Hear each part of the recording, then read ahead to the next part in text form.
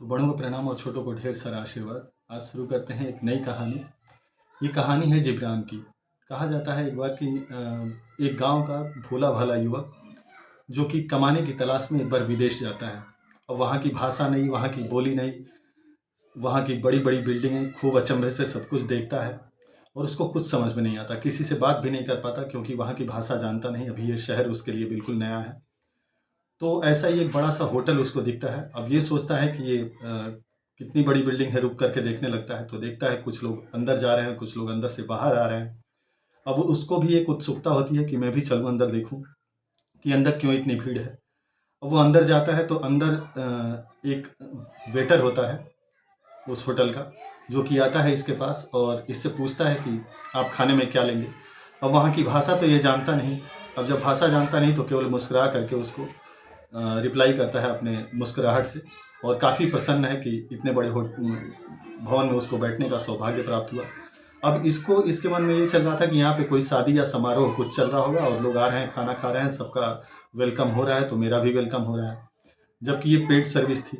Waiter भी आता है, जब इसकी बातों को कुछ नहीं समझता है तो वेटर जाता है अंदर और जो कुछ उसके मन में आता है सादा सा सिंपल सा खाना थाली में परोस के लाके और इसकी टेबल के ऊपर रख देता है। ये प्रसन्नचित होकर उस खाने को खाता है और उसका बहुत बहुत धन्यवाद करता है। वेटर इससे पैसों की मांग करता है, लेकिन फिर ये भाषा नहीं समझ पाता। तो जब अपना धन्यवाद केवल व्यक्त करता है तो वेटर लास्टली इसको क्या करता है कि ले करके और मैनेजर के पास जाता है। वहाँ भी सेम सिचुएशन होता है। मैनेजर के सवालों का जवाब नहीं देता है। ये सोचता है अपने मन में क्या कि मैं शायद खाना खाया, अब ये मालिक होंगे इस समारोह के और इनसे मिलाने के लिए मुझे लाया जा रहा है। यहाँ के लोग मुझे कितनी इज्जत दे रहे हैं, तो उनको भी जाके उनका धन्यवाद ये अपने आव भाव में देता है। जब वो मैनेजर भी समझ लेता है कि अब ये पैसे नहीं देने वाला है, पूछता है कि क्या तुम्हारे पास पैसे हैं, नहीं है, तो ये कुछ बोलता नहीं। अब होता ये है कि इसे न्याय के लिए मजिस्ट्रेट के सामने हाजिर किया जाता है।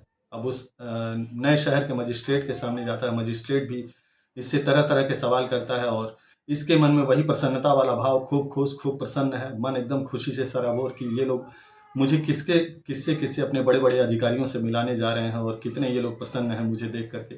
गांव में तो कभी ऐसा माहौल था नहीं, गांव में तो सारे लोग मुझे देख करके जलते थे। और मजिस्ट्रेट को भी जाके अपने हाव भाव से उनको धन्यवाद बोलता है। लेकिन मजिस्ट्रेट अपने मन में सोचता है कि ये इंसान जरूर ही कोई धूर्त है, क्योंकि खाना खाने के बाद भी पैसे दे नहीं रहा है और हम लोगों को बेवकूफ़ बना रहा है। तमाम सवालों के बावजूद और तमाम कोशिशों के बावजूद जब इसकी भाषा लोग नहीं समझ पाते हैं तो मजिस्ट्रेट क्या करते हैं कि मजिस्ट्रेट इसके ऊपर इल्ज़ाम लगाते हैं और इसको बताते हैं कि इसके गले में एक माला पहनाई जाए जिस पे बेवकूफ़ लिखा जाए और इसको गधे पे बैठा करके घुमाया जाए। अब वहाँ से जब लोग इसके साथ चलते हैं इसको सजा देने के लिए, ये खुश है कि शायद लोग और भी बड़े लोगों से मिलाने मुझे ले जा रहे हैं। बाहर लोग लाते हैं, इसके गले में माला पहनाते हैं जिस पे बेवकूफ़ लिखा होता है।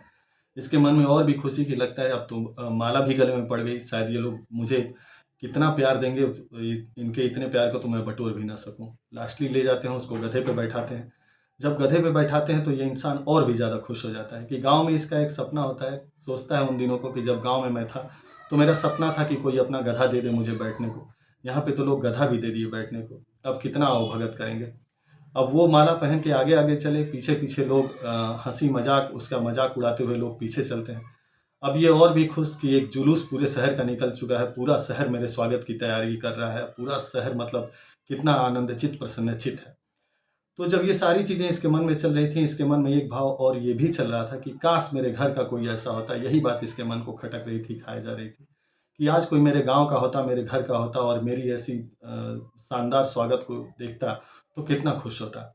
अब इसी भाव को सोचते हुए आगे आगे जब गधे पे बढ़ रहा है तो देखता है तो भीड़ में उसको इसके गांव का एक आदमी दिखता है जो शायद 20 साल पहले इस शहर में कमाने के लिए आया था।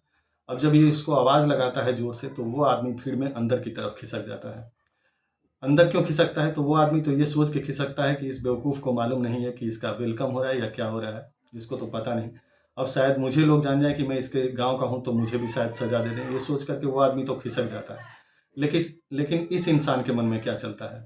इस इंसान के मन में एक बात चलती है, ये सोचता है कि हद हो गई आज ईर्ष्या की कि आज अपने भी जलने लगे। ये मेरे गांव का होते हुए मेरी इस स्वागत को देख करके इसके मन के अंदर इतनी जलन कि देखो मुझसे रूठ करके चला गया। तो जिब्रान कहते हैं कि इस कहानी से सीख क्या मिलती है? इस कहानी से हमें ये सीख मिलती है कि हम आहत कब होते हैं। कोई हमें गाली देता है तो हम आहत नहीं होते हैं। आहत तब होते हैं जब किसी के अपशब्दों को हम स्वीकार कर लेते हैं, जब उसे बार-बार अपने मन में सोचते रहते हैं। जब कोई हमें कुछ अपशब्द कहे और एक नवीन चेतना का संचार हमारे अंदर होता है और वो चेतना अगर नेगेटिव हुई तो हमें उसकी गाली का असर होगा, अगर पॉजिटिव हुई मतलब हम चुप रहें, कुछ ना जवाब दिए, तो कुछ इसका फ़र्क नहीं पड़ेगा। एक प्रसन्नचित्त आदमी ने, एक भोले इंसान ने कैसे बताया कि उसके ऊपर तमाम चीज़ों का कोई असर नहीं हुआ और वो सदैव प्रसन्नचित्त बना रहा। एक छोटी-सी कहानी और ज़रूर है, आपसे शेयर करना चाहूँगा। ये कहानी है एक गुरु और एक शिष्य की। कहा जाता है कि एक संत के पास एक शिष्य जाता है शिक्षा लेने के लिए और जब एक दिन ऐसा होता है कि शिष्य इस पार नदी के संत का वेट कर रहा है, इंतज़ार कर रहा है और संत को उस पार से आते हुए देखता है कि संत नदी पे पैदल चलते हुए नदी को पार करते हुए आ जाते हैं। अब जब ये इस चीज़ को देखता है तो वो कहता है कि अब तो मुझे यही विद्या सीखनी है और कुछ नहीं। संत बहुत उसे समझाते हैं कि तुम ये गैर ज़रूरी शिक्षा पे ध्यान ना दो। एक नहीं सुनता है, कहता है कि नहीं, मुझे यही सीखना है, आप मुझे सिखा दीजिए कि पानी के ऊपर कैसे चलते हैं।